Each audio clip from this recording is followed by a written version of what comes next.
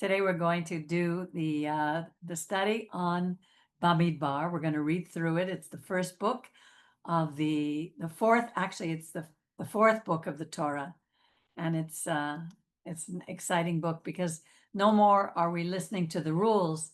Now we're moving to the portion where it talks about our journey. And let me tell you, we've all had a journey in this life. Okay, so Bamidbar in the desert. On the first day of the second month in the second year, so we're already 2 years following the Exodus. We've been in the desert for 2 years following the Exodus from the land of Egypt. And the Lord spoke to Moses in the desert of Sinai in the tent of meeting, saying, "Take a census of the whole Israelite company of fighters." Here he's going to start building his army, and he's building it by tribes, clans of the ancestral homes, by their homes of their fathers, listing the names, every male, head by head. Imagine how much time this took. Do you remember? I don't know if you remember when I told you I did the not the genealogy. I did a Zoom of my mother's side, and I tried to get everybody in my family together. Let me tell you, it took me so long. And here, just imagine how long it must have taken them to count all the people in every tribe, because here they're counting the males from the age of 20 years and up.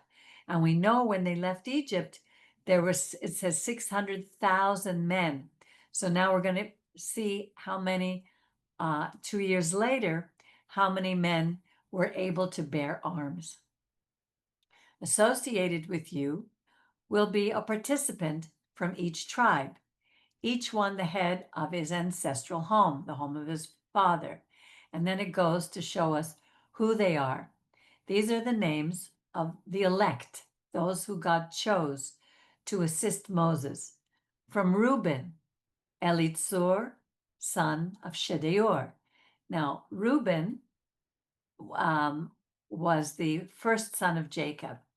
Elitzur means my God, my rock. From Simeon, the second son, Shalumiel,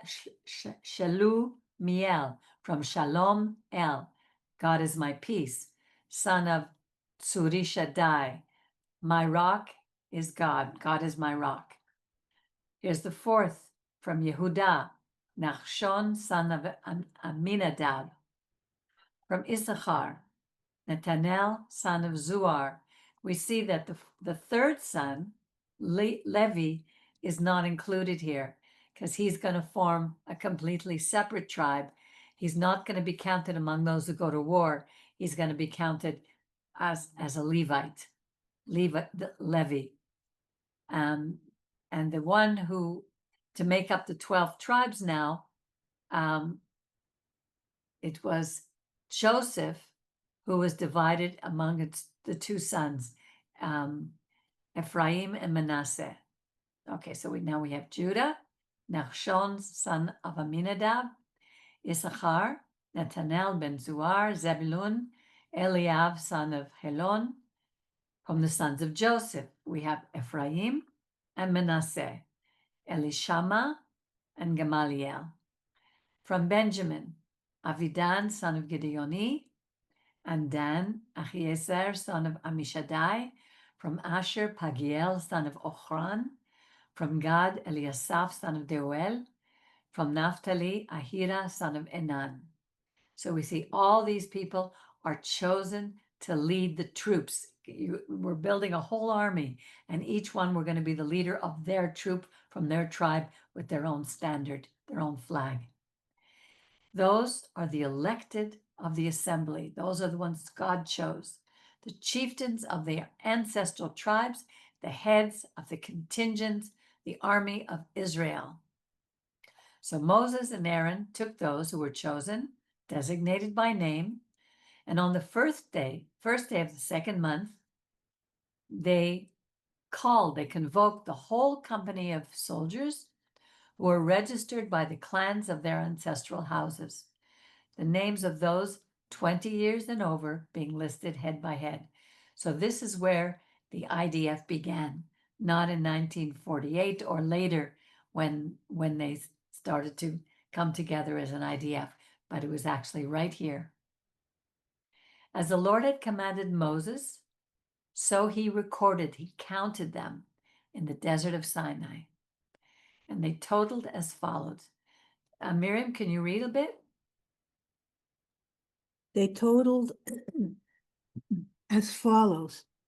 The descendants of Reuben, Israel's firstborn, the registration of the clans of their ancestral house as listed by name, head by head, all males aged 20 years and older, all who were able to bear arms. Those enrolled from the tribe of Reuben, 46,500. Do you notice it says, remember what happened with Reuben?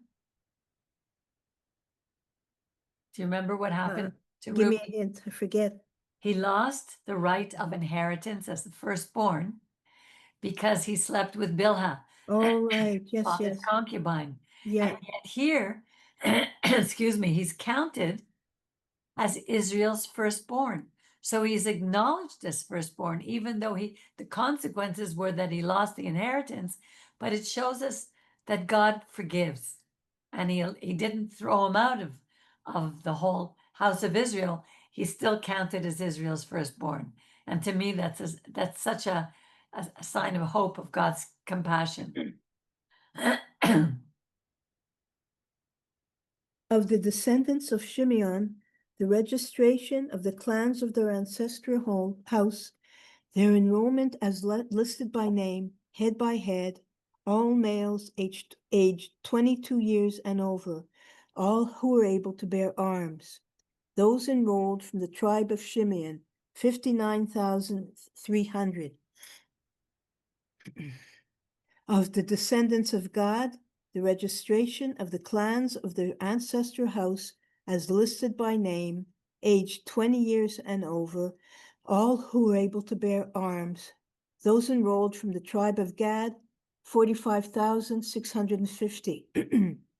Of the descendants of Judah, the registration of the clans of their ancestral house as listed by name, aged 20 years and over, all who were able to bear arms. Those enrolled from the tribe of Judah, 74,600. Of the descendants of Issachar, the registration of the clans of their ancestral house as listed by name, aged 20 years and over, all who were able to bear arms. Those enrolled from the tribe of Issachar, 54,400. Of the descendants of Zebulun, the registration of the clans of their ancestral home as listed by name, aged 20 years and over, all who were able to bear arms, those enrolled from the tribe of Zebulun, 57,400. Of the descendants of Joseph, of the descendants of Ephraim, the registration of the clans of their ancestral house as listed by name, aged 20 years and over, all who were able to bear arms, those enrolled from the tribe of Ephraim, 40,500. Of the descendants of Manasseh, the registration of the clans of their ancestral house as listed by name, aged 20 years and over, all who were able to bear arms, those enrolled from the tribe of Manasseh, 32,200. Of the descendants of Benjamin, the registration of the clans of their ancestral house as listed by name, aged 20 years and over, all who were able to bear arms, those enrolled from the tribe of Benjamin, 35,400.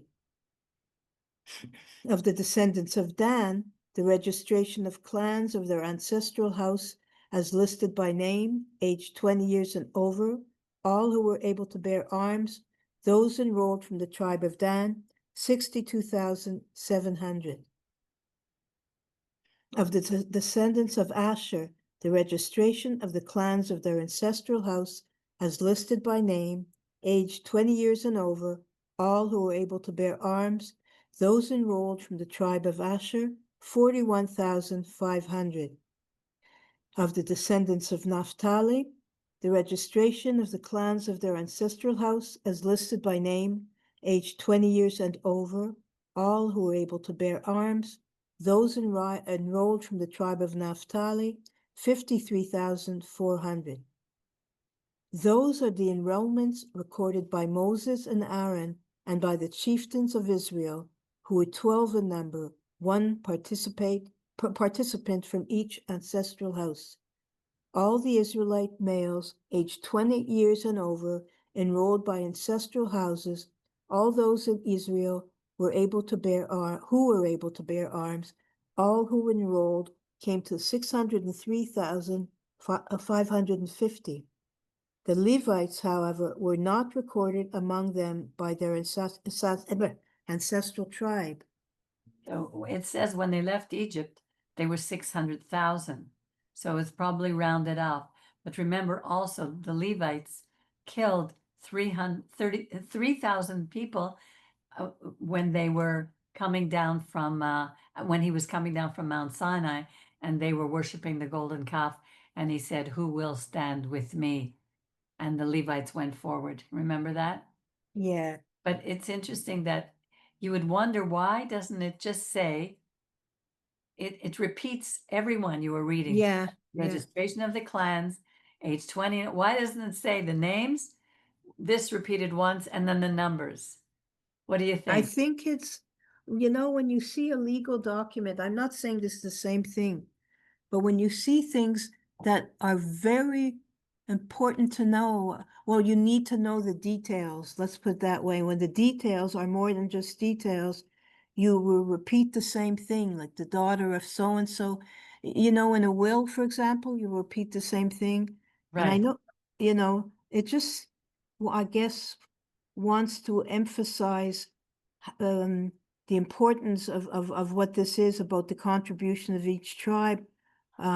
A lot of them have different numbers. I guess they had different amount of kids and all that, but Right. obviously some tribes were bigger than others. Right. And definitely God was showing them that they all had value, and Okay, right, yeah, not to leave anybody out. They all were special. right. You want to continue? Okay, where are you? Yeah. Oh, okay.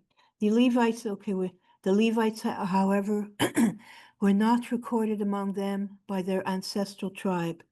For Yud-Heh-Vav-Heh had spoken to Moses, saying, "Do not on any account enroll the tribe of Levi, or take a census of them with the Israelites. You shall put the Levites in charge of the tabernacle of the pact, all its furnishings, and everything that pertains to it.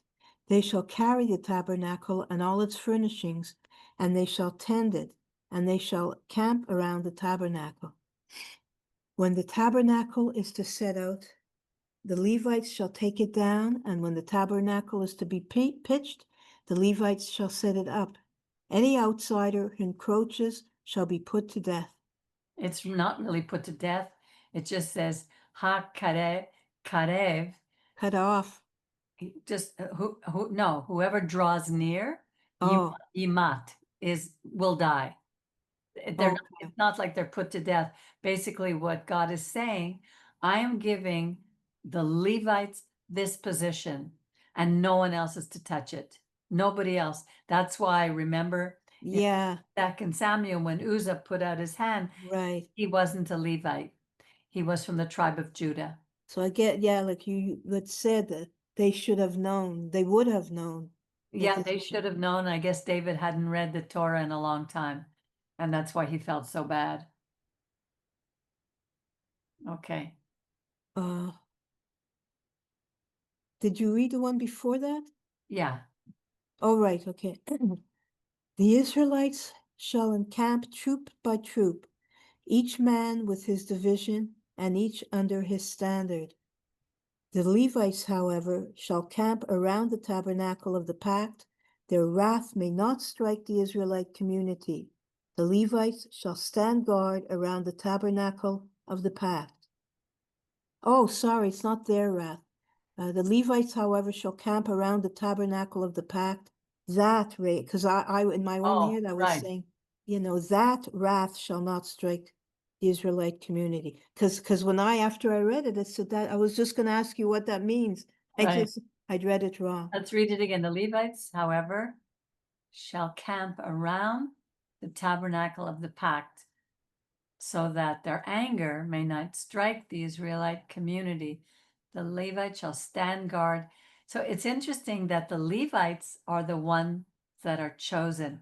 The Levites were warriors from the time that they killed all the men of that tribe. I can't remember the name of it. You know, with the one who raped Dinah, it was Yeah.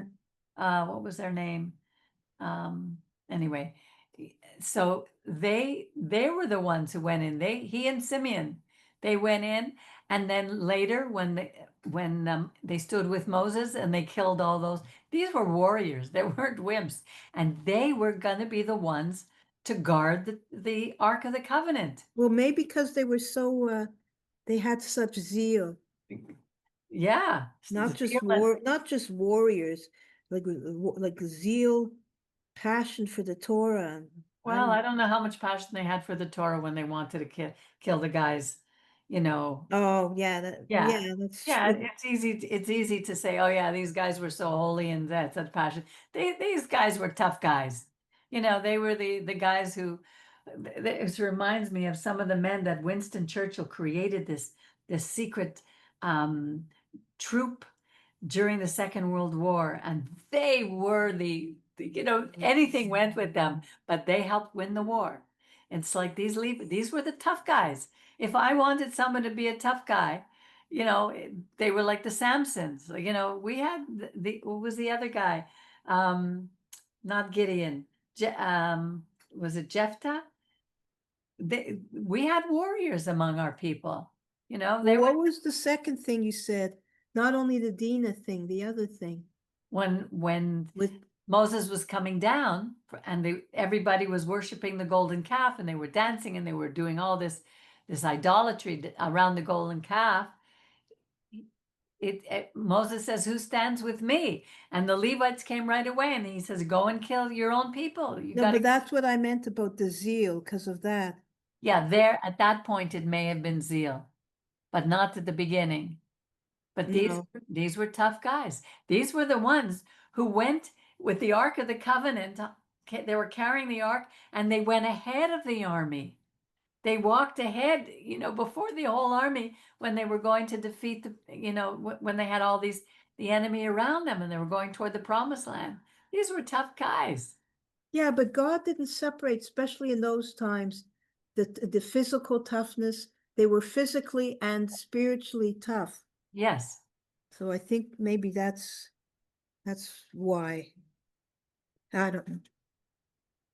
Remember, nobody's perfect. I'm not saying that they're all bad or they're all good. No, I I'm understand just that. saying we are given, each of us is given a character. You probably would have been a Levite. I don't think You and so. I together, oh yeah, we would have been Levites. My zeal and your strength, let me tell you, we would have been in there. Anyway, it's funny. Okay. Did, did you Okay. read this? The Israelites did accordingly, just as Yud-Heh-Vav-Heh had commanded Moses. So they did. Good. Yud-Heh-Vav-Heh spoke to Moses and Aaron, saying, The Israelites shall camp, each man with his standard, under the banners of their ancestral house. They shall camp around the tent of the meeting at a distance. Camped on the front or east side, the standard of the division of Judah, troop by troop, chieftain of the Judites, Nachshon, son of Aminadab. His troop enrolled 74,600. Interesting that Camping, It's yeah. interesting that they start with Judah. He didn't start with Reuben. He starts with Judah, and Judah is like the tribe that really stood up among all the others in the end. Like King David came from Judah. They say that the future Savior will come from Judah. The Messiah. I think Yeshua came from the house of Judah. So we see it's like he's ranked in importance. His troop is enrolled 74,600. Camping next to it, the tribe of Issachar, chieftain of the Issacharites, Netanel, son of Zuar. His troop has enrolled 54,400. The tribe of Zebulon, chieftain of the Zebulonites, Eliav, son of Helon. His troop has enrolled 57,400. The total enrolled in the division of Judah, 186,400 for all troops. These shall march first. On the south, the standard of the division of Reuben, troop by troop, chieftain of the Reubenites, Elizur, son of Shedur. His troop has enrolled 46,500. Camping next to it, the tribe of Shimeon, chieftain of the Shimeonites, Shelumiel, son of Zurishaddai. His troop has enrolled 59,300. And the tribe of Gad, chieftain of the Gadites, Eliasaph, son of Reuel. His troop has enrolled 45,650. The total enrolled in the division of Reuben, 151,450 for all troops. These shall march second. Then, midway between the divisions, the tent of meeting, the division of the Levites shall move. As they camp, so shall they march, each in position by their standards. On the west, the standard of the division of Ephraim, troop by troop, chieftain of the Ephraimites, Elishama, son of Ammihud. His troop has enrolled 40,500. Next to it, the tribe of Manasseh, chieftain of the Manassites, Gamaliel, son of Pedasur. His troop has enrolled 32,200. And the tribe of Benjamin, chieftain of the Benjamites, Abidan, son of Gideoni. His troop has enrolled 35,400. The total enrolled in the division of Ephraim, 108,100 for all troops. These shall march third. Okay. On the north, the standard of the division of Dan, troop by troop, chieftain of the Danites, Ahiezer, son of Ammishaddai. His troops has enrolled 62,700. Camping next to it, the tribe of Asher, chieftain of the Asherites, Pujiel, son of Ochran. His troop has enrolled 41,500. And the tribe of Naphtali, chieftain of the Naphtalites, Ahira, son of Enan. His troop has enrolled 53,400. The total enrolled in the division of Dan, 150,600. These shall march last by their standards. Those are the enrollments of the Israelites by ancestral houses. The total enrolled in the divisions for all troops, 603,550. The Levites, however, were not recorded among the Israelites, as Yod-Heh-Vav-Heh had commanded Moses. The Israelites did accordingly, just as Yod-Heh-Vav-Heh had commanded Moses. So they camped by their standards, and so they marched, each man with his clan, according to his ancestral house. It was so well organized. You could see order here, not out of chaos. This is the line of Aaron and Moses at the time that Yud-Heh-Vav-Heh spoke with Moses on Mount Sinai. These are the names of Aaron's sons, Nadab, the firstborn, and Abihu. And then Sorry, just 1 second. These are Okay, they're the Levites though, right? Now we're in, the Yeah, line, okay, lineage yeah. of Aaron and Moses. Yeah, okay. Yeah, these were Aaron's sons. They were appointed Kohanim, ordained for the Lekuhan, the priesthood. But Nadab and Abihu died by the will of Yud He Vav He. I don't know if it says here by the will of. It's because here it says Lifnei. It says before the Lord, when they offered alien fire before the Lord in the desert of Sinai, and they left no sons.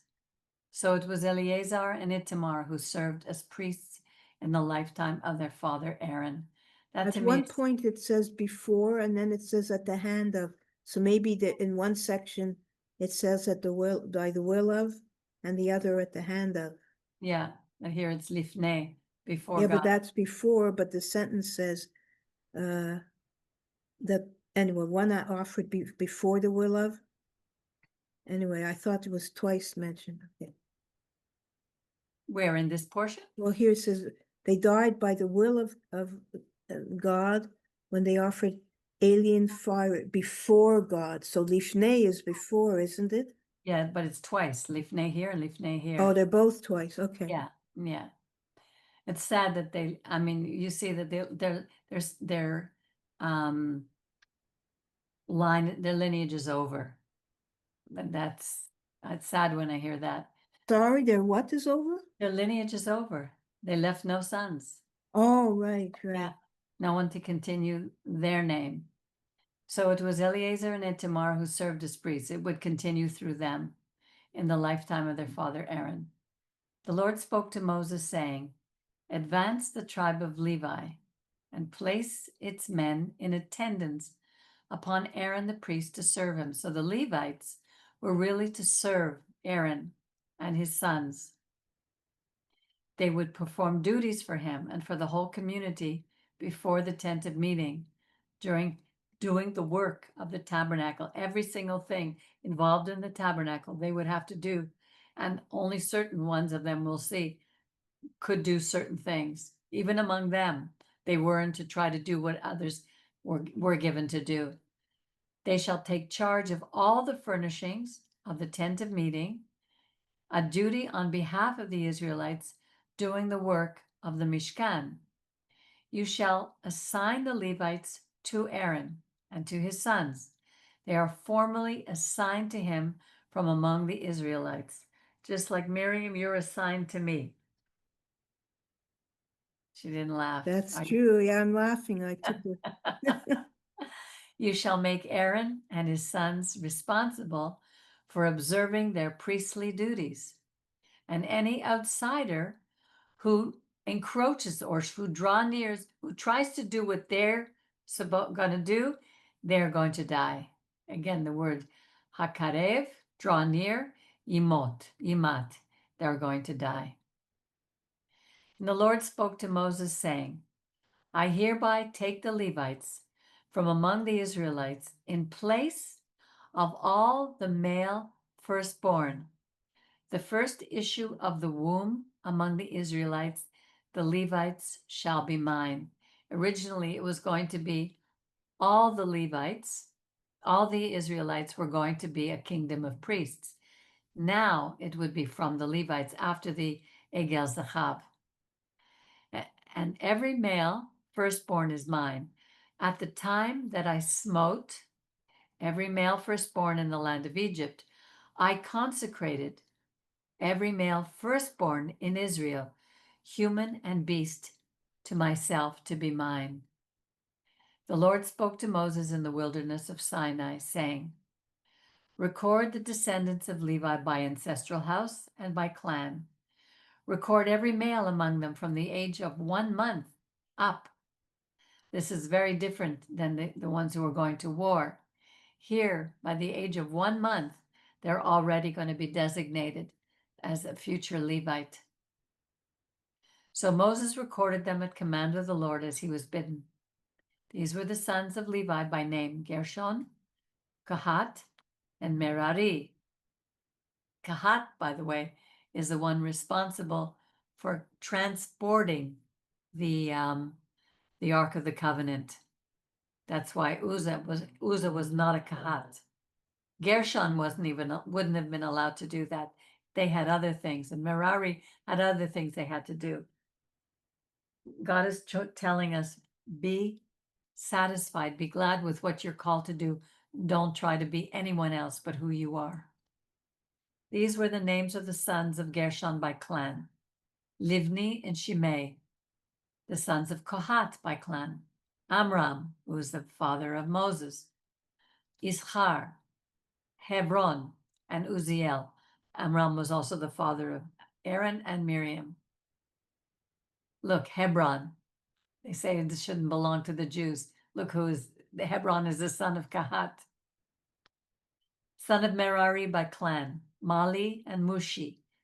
These were the clans of the Levim within the homes of their fathers, their ancestral houses. To Gershon belonged the clan of the Livni and the clan of the Shemei. Those were the clans of the Gershoni. And the recorded entries of all their males from the age of 1 month up, as recorded, came to 7,500. The clans of the Gershoni were to camp behind the tabernacle to the west, so they were going to protect it from the rear. The chieftain of the ancestral house of the Gershoni was Eliasaph, son of Lael. So he was the head, he was in charge. The duties of the Gershoni in the tent of meeting comprised of the tabernacle, the Mishkan, the tent, its covering, the screen for the entrance of the tent of meeting, the hangings of the enclosure, the screen for the entrance of the door, which surrounds the tabernacle, the cords, and its altar, and all the service connected with these things. That was what Gershon had to do, all those things. To Kahat belonged the clan of Amram, Yitzchar, the clan of Hebron, the clan of Uzriel. Those were the clans of the Kohat. All the listed males from the age of 1 month up came to 8,600, attending to the duties of the Mishkan. Here it says, Mishmeret HaKodesh, like the holy place, the sanctuary. The clans of the Kohati were to camp along the south side. So you have the others ones on the east, they're on the south. The chieftain of the ancestral house of Kohat was Elitzaphan, son of Uziel. Their duties comprised the ark, table, the lampstands, the altars, the sacred utensils that were used with them, and the screen, all the services connected with these. It seems that there were some overlaps, unless the words in Hebrew were different. I'd have to look a little deeper into that. The head chieftain of the Levim was Eleazar. He was Aaron's son, the priest, in charge of those attending to the duties of the sanctuary. Look how many people were going to be involved in taking care of the Mishkan. To Merari belonged the clan of the Mali and the clan of the Mushi. These were the clans of the Merari. The recorded entries of all their males from the age of 1 month up came to 6,200. The chieftain of the ancestral house of the clans of Merari was Tsuriel, son of Abihail. They were to camp along the north side of the Mishkan. The assigned duties of the Merari comprised of the planks of the tabernacle, the bars, the posts, the sockets, its furnishings, and the service connected with these. All the posts around the enclosure, their sockets, pegs, and cords. Those who were to camp before the tabernacle in front, before the tent of meeting on the east, were Moses and Aaron and his sons, attending to the duties of the HaKodesh, the sanctuary, as a duty on behalf of the Israelites. Any outsider who tried to approach to do those things would die. All the Levites who were recorded, whom at the Lord's command Moses and Aaron recorded by their clans, all the males from the age of 1 month up came to 22,000. The Lord said to Moses, record every firstborn male of the Israelite people from the age of 1 month up and make a list of their name. Take the Levites for me, Adonai, in place of every male firstborn among the Israelite people, and the cattle of the Levites, in place of every male firstborn among the cattle of the Israelites. So you have the firstborn of the Levites and the firstborn of the Israelites. So Moses recorded all the male firstborn among the Israelites as the Lord had commanded him. The firstborn males, as listed by name, recorded from the age of 1 month up, came to 22,273. The Lord spoke to Moses, saying, take the Levites in place of all the firstborn males among the Israelite people, and the cattle of the Levites in place of their cattle, and the Levites shall be mine. Now here's an interesting fact. As the redemption price of the 273 Israelite male firstborn over and above the number of Levites, take 5 shekels per head. Take this by the sanctuary weight, 20 gerahs to the shekel. Give the money to Aaron and his sons as the redemption price for those who are in excess. So Moses took the redemption money from those over and above the ones redeemed by the Levites. He took the money from the male firstborn of the Israelites, 1,365 shekels, according to the sanctuary, and Moses gave the redemption money to Aaron and his sons at the Lord's bidding, as the Lord had commanded Moses. So there were 273 more Israelite men than Levite men. So in order for it to balance out, they were going to give redemption money. This is where we get the idea of the Pidyon Haben. 30 days after a Jewish boy is born, he's brought, this is the firstborn, he's brought to the Kohen, and the parents give 5 silver pieces, or in Israel would be 5 shekels, to Aaron. So, it was so that he would be released from having to serve in the Mishkan, to serve in the sanctuary. Why? I don't know. Maybe it's a chok, but sometimes we just have to obey. The Lord spoke to Moses and Aaron, saying, take a census of the Kohatites among the Leviim by clans of their ancestral house, from the age of 30 years up to the age of 50, all who were subject to service, to perform tasks for the tent of meeting.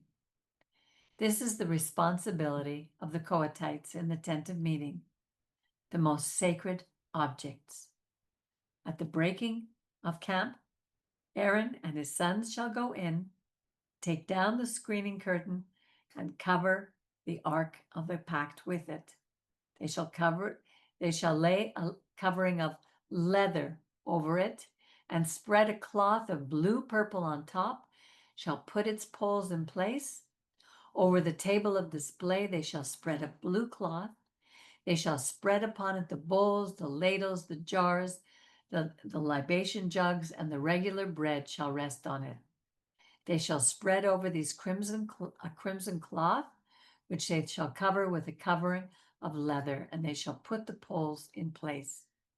Then they shall take a blue cloth, cover the lampstand for lighting with its lamps, its tongs, its fire pans, as well as all the oil vessels that are used in its service. Just imagine all these things going on, how busy all the people were kept, because it wasn't only these priests, these Kohatites, guaranteed their families, the women, they were all involved in making the curtains. It was really the affair of the whole family, and the whole community were involved. They shall put it in all its furnishings in a covering of leather, which they shall then place on a carrying frame. Next, they shall spread a blue cloth over the altar of gold and cover it with a covering of leather, and they shall put its poles in place.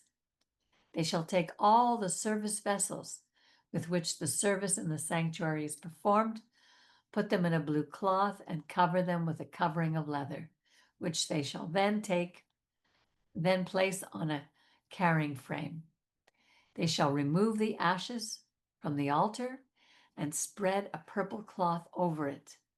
Upon it they shall place all the vessels that are used in its service, the fire pans, the flesh hooks, the scrapers, and the basins. Just imagine what they had to use these for, the flesh hooks to take out the meat, the fire pans, building up the flames to cook, to accept these offerings, the scrapers to clean the tops of the screen, like you see a scraper at a barbecue, the basins to carry the blood, all the vessels of the altar, and over it they shall spread a covering of leather, and they shall put its poles in place.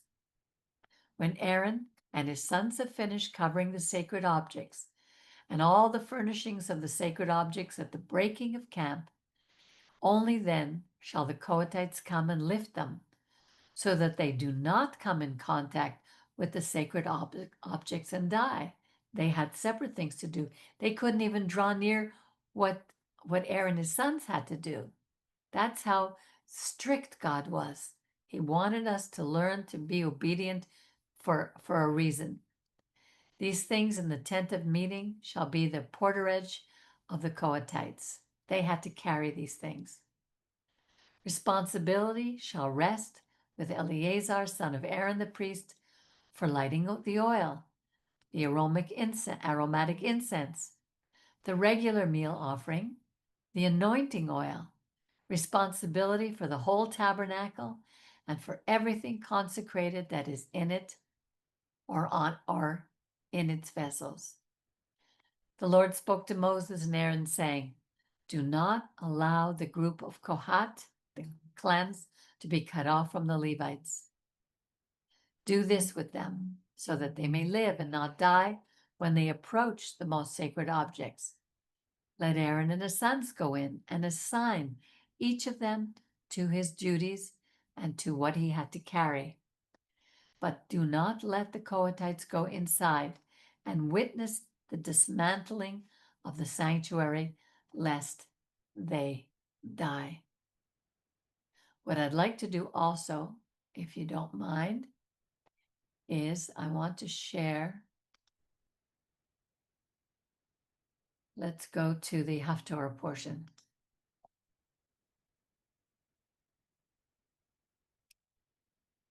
The number of people, here's a counting of people in a future time.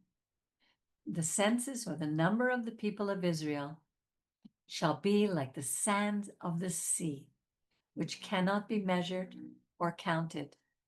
And instead of being told, "Lo ami, you're not my people," they shall be called children of the living God. This isn't a future time. This is what we, the children of Israel, shall be called. The people of Judah and the people of Israel shall assemble together. We shall be one people, and appoint one head over them, and they shall rise from the ground. For marvelous shall be the day of Jezreel.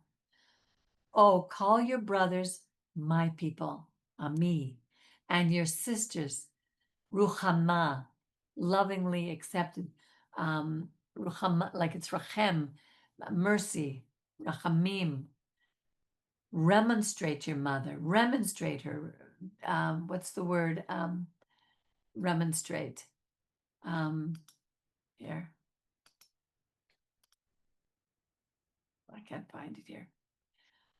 Remonstrate your mother, for she is not my wife. Here he's talking about the people, Israel. She is not my wife. This is God speaking, and I am not her husband. He was so upset with Israel at this point. Let her put away her harlotry, her whoredom from her face, and her adultery from between her breasts. Else will I strip her naked and leave her as on the day she was born. I will make her like a wilderness, render her like desert land, and let her die of thirst. I will also disown her children, for they are now a harlot's brood, in that their mother has played the whore. She that conceived them has acted shamelessly, because she thought, I will go after my lovers, who supply my bread and my water, my wool and my linen, my oil and my drink. Here what God is saying is that Israel has bowed to idolatrous nations, who just because they give them who give them bread and water and clothing, oil and drink, they would forget their God, because it's really God who provided for us. Assuredly, I will hedge up her roads with thorns and raise walls against her, and she shall not find her path. Pursue her lovers as she will, she shall not overtake them, and seek them as she may, she shall never find them. Then she will say, I will go and return to my first husband, for then I fared better than now. And she did not consider this. It was I who bestowed on her the new grain and wine and oil. It was I who lavished silver on her and gold, which they use for Baal, for false gods.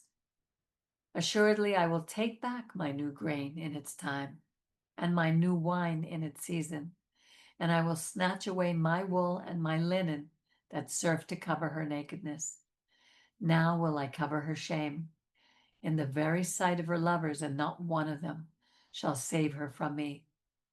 And I will end all her rejoicing, her festivals, her new moons, her Sabbaths, all her festive Moedim.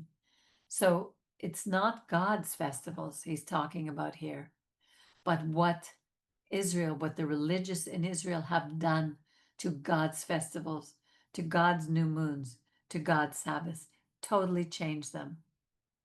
I will lay waste her vines and her fig trees, which she thinks are a fee. She received from her lovers. I will turn them into brushwood, and beasts of the field shall devour them. Thus will I punish her for the days of the Baalim, on which she brought them offerings. When decked with earrings and jewels, she would go after her lovers, forgetting me, declares God. Surely I will speak coaxingly to her and lead her through the desert and speak to her tenderly. See, he doesn't forsake us ever, no matter what. I will give her her vineyards from there, and the valley of Achor as a plowland of hope. There she shall respond as in the days of her youth when she came out of Israel. In that day, declares God, you will call me Ishi, and no more will you call me Baali. And this is a play on words, because Ishi means husband, but so does Baali. But in this case, Baal, it's referring to Baal as the god Baal. For I will remove the name of the Baalim from her mouth, and they shall never more be mentioned by name. In that day I will make a covenant for them with the beasts of the fields, the birds of the air, and the creeping things of the ground. I will banish bow, sword, and war from the land. Or bow, I guess it's bow.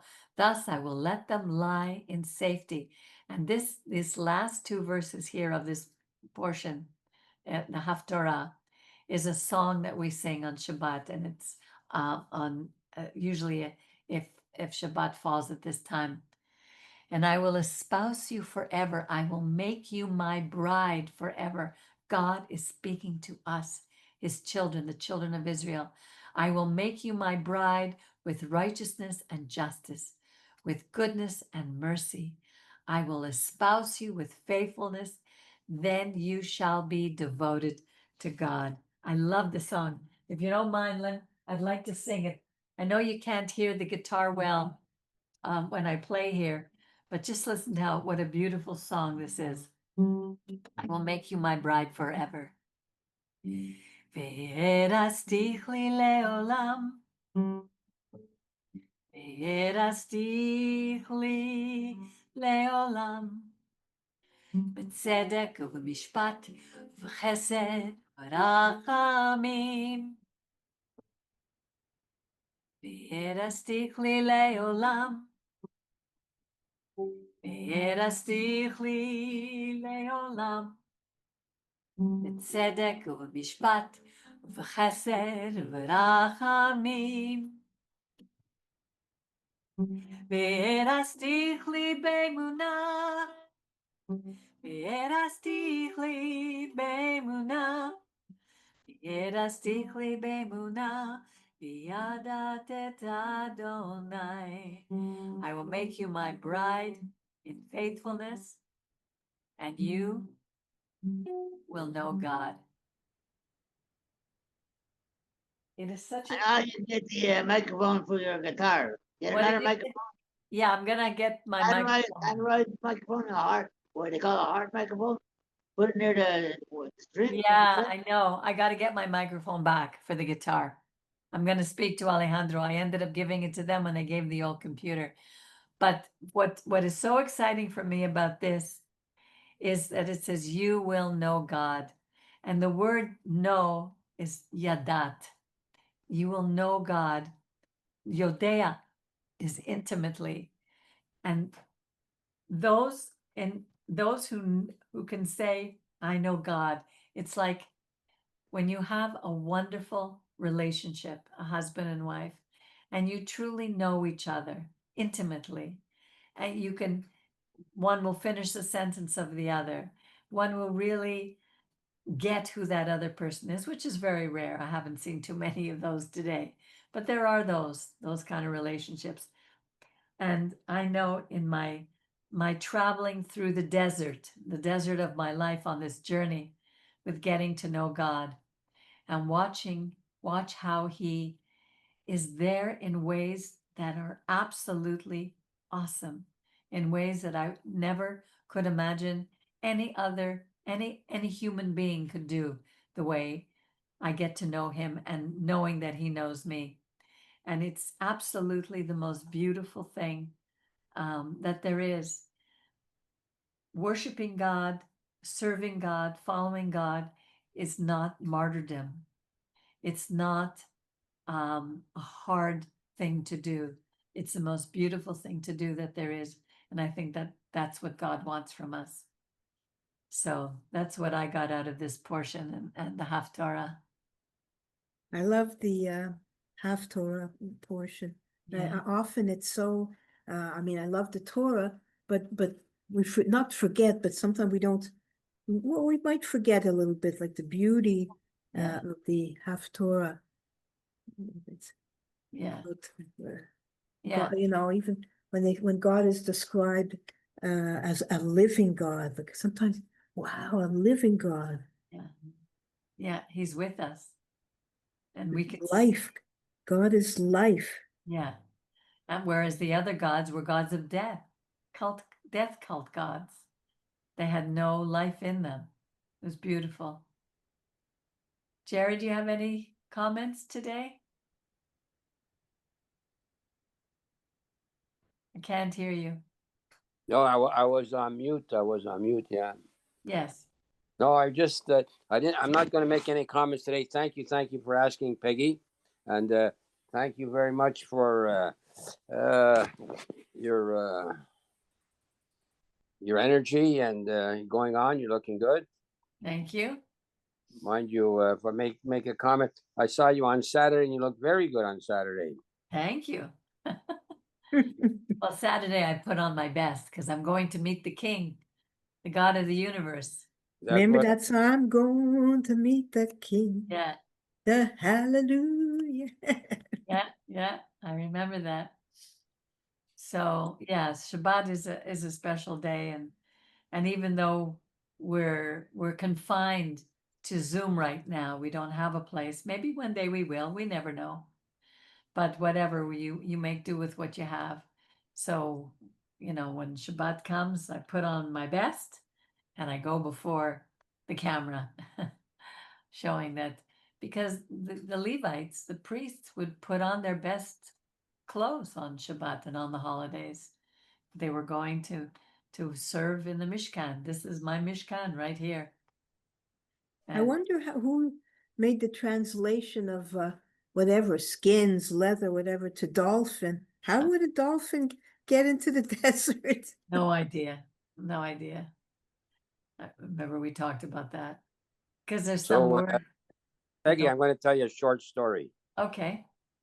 So this guy goes Sabbath to the rabbi, and he puts on his best suit, his Saturday suit, and then at the end of the session, he says, "Rabbi, I have a confession to make." He said, "This is not the way I dress every day. This is not really me. Every day I put on work clothes, and it's not as nice as this is not really me." So the rabbi said, his name was Sam. Sam, when you go to work or you don't dress nicely every day, that's not really you. Maybe this is really you. So maybe you, Peggy, really you, that you put it on for Sabbath, maybe that is really you. Okay. I'll accept that. But I noticed, I'm not sure, I didn't notice every Sabbath, but you had a nice white blouse on and nice, and whatever you wore, I don't remember things like that details. I just have the look was very nice, and that I would say is really you. well, it's interesting because I remember when I first came back to Montreal, and after my New Age days, and in those days, I had no clothes. I had come back with 2 bags of clothes. I had lost everything. And I remember reading the Sermon on the Mount, and where Yeshua said, don't worry about what you eat or what you drink. Don't worry about what you wear, because your Heavenly Father knows you need all these things and He'll supply everything. And he says, for even Solomon in all his glory will not be arrayed as fine as these. Like it's like God would provide things for you that nobody provided. That's absolutely true. And Yeah. when God chose David, David was the least large amongst his brothers, but Right. God sees your inner self. Yes. So if whoever you dress for God or yourself, for the people, well, you're making videos now, this may go on, you don't know for how long. So it's nice to make a presentation if God knows the real you, but for all the people as well. And it sort of encourages all the people. I'm not sure if you always dressed on the Saturday, but I noticed that this past Saturday, I was very, I liked what you did, and I thought it was very, very appropriate. Thank you. And it's interesting because Miriam and I were talking about it. Sometimes we're walking down the street and we see some very ultra religious people, and I'm not going to name the religion because they're all the same. And it's almost like they do the best to look as ugly as they possibly can, and God isn't calling us for that. God isn't, God, we're like a garden. You have a garden, you take care of it, you plant flowers, you trim the bushes, you want it to look good. So it's like when people come to your home, you're welcoming them to your home. And it's the same with us. We don't have to go to an extreme where we show all, because that's not beautiful. But to dress decently and beautifully, and to say, you know what, I'm going to make the best of what God has given me.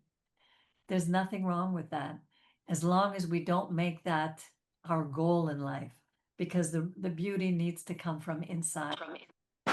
Just to comment on what you said, I found what you wore perfect. Wasn't ostentatious. Wasn't overly this. Wasn't. It was just right. Just right. Thank you. I don't remember what I wore. I'll have Well, to you look wore, at the you recording. had, oh, yeah, you had like a white blouse and something on the top or something. Was very, very conservative, very apropos, very classy, very nice. You had on very nice. Thank you. I'm not always conservative. I love color. I wear loads That's of okay. I'm just saying yeah. for that time, I don't know if it was conservative or not, but it was very apropos for the occasion. And Miriam was very good at that time. Miriam, you were reading a little bit. You read very well. So don't Yeah, think your don't reading was don't very good today, Miriam. It wasn't as breathy. It was more relaxed. It was I good. guess slowly, slowly. Slowly, slowly, God is doing things. don't forget Miriam has a big name, you know. I know she has a lot to live up to. Moshe's sister. Yeah, the prophetess. So be careful. Don't talk behind anybody's back. You'll end up with Saat. Like we all could. Well, you Well, could say you can always say good things about someone. absolutely. And if anyone's going to do that, Jerry, it's you. How do you know? Because at this point, I know. I know. Well, let's say good night for now. And we'll Oh, we see. were going to talk about, Yeah, after. okay. Yeah, Oh, you're right, right. yeah. So I want to say good night to everybody and thank you for joining in, those people who are listening. I hope we're bringing some benefit to your life because I truly, truly believe with all my heart that the Torah is the solution for all the ailments going on in this world. We could fight as much as we want against anti-Semitism.